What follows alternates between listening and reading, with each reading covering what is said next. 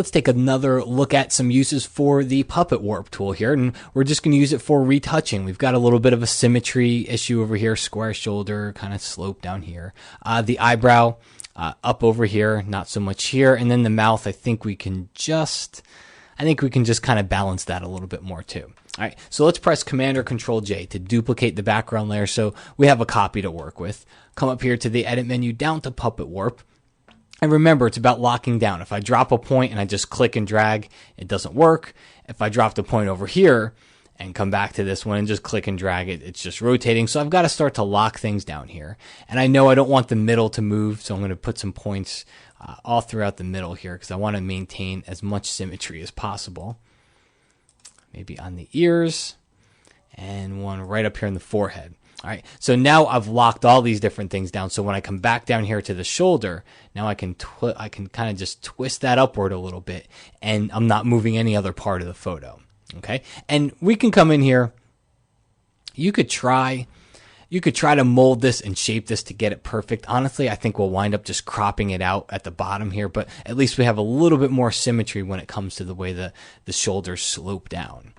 Let's zoom in a little bit. And let's work on the eye now. Okay, so this eyebrow is up, this one's not. So let's pull this eyebrow up. I'm going to drop a point here, and if I drop a point over here, and if I just start to drag up, I'm not only dragging the eyebrow up, but I'm also dragging the space between this point and this point up. So I'm going to press Command or Control Z to undo, and I'm going to add a point right between the two. And so this is actually a good example. It's not letting me do it because it's too close to the existing pin. So what I can do if that happens, if I want to put two pins closer together, I can come up here to the density setting and put more points. And you're going to watch the little triangles, they get smaller. All right. So now I have a smaller density. I can come in there and I can click and I can add a point. So now when I start to drag this up, now it really is just pulling it up and it's not pulling the actual eye upward. And if it's hard to do with your mouse, it's kind of hard to fine tune and control, you can use your arrow keys. I'm using my up arrow key just to nudge that just a little bit, kind of a little bit more there. All right. And this eye is opened a little bit more than this one, so we can actually click on this point and see if we can I'm just again using my up arrow key. Pulling it up. I don't want to go too far because I don't want to distort the eye. All right. I think that's looking okay. And then we'll come down here. Let's work on the mouth. We've got one in the middle. I'm going to put one on the end over here. I'm going to put one on the end right over here.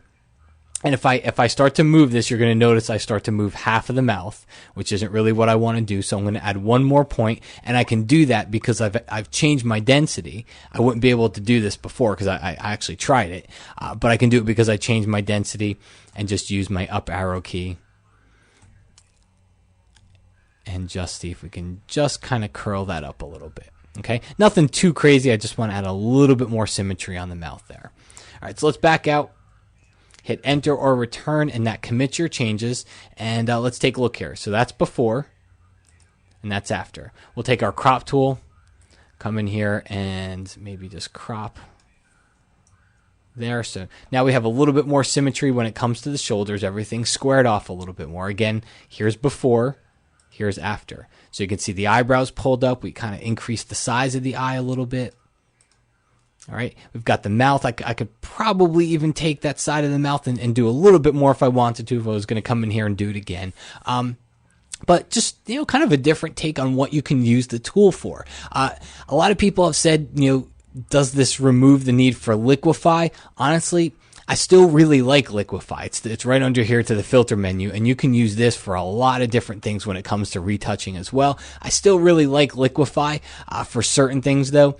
I think the Puppet tool works pretty good at being able to come in here and control certain areas of the image while locking down other areas. All right, so there you have a couple lessons on the Puppet tool. Again, I mentioned it in the last video. It's kind of a weird tool. It's probably not something you're going to use every day, but it is one of those things that when you do need it, it'll come in pretty handy.